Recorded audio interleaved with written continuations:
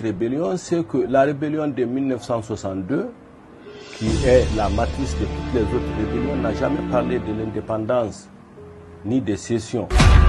Et je crois que la question a été traitée et appréciée diversement, bien sûr, mais à la faveur de la fête de l'indépendance de 1964, le préfet du cercle de Kidal, Dibisila Diarra, avait déclaré la fin du conflit et l'intégration de tous les combattants et le retour de tous les exilés. Ça n'a pas besoin d'avoir un accord entre Maliens, les gens ont fini.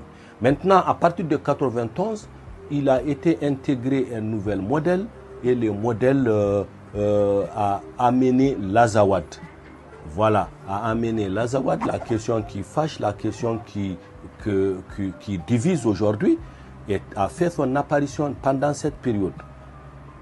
Et plus tard, on est allé jusqu'à la libération et aujourd'hui, la rébellion est jumelée aussi au terrorisme, à la lutte religieuse qui a impliqué d'autres acteurs et qui a mobilisé des acteurs externes qui sont venus sur notre territoire et maintenant on parle même de trucs stratégiques parce que tous font de l'État du Mali leur ennemi.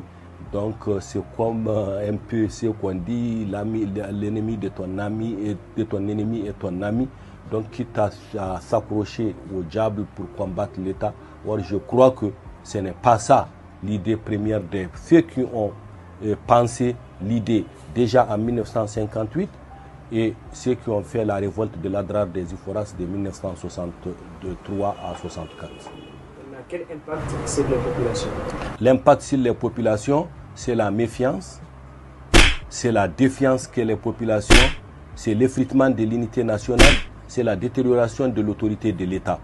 Parce que cette rébellion n'a pas permis, depuis 1960, un vrai maillage du territoire national, une vraie administration du territoire national pour ce qui est des contrées reculées du nord de notre pays. Et ça, c'est du fait des enfants du nord. Et l'on ne peut pas accuser les gouvernements pour n'avoir pas investi dans les lieux qu'on leur empêche d'atteindre.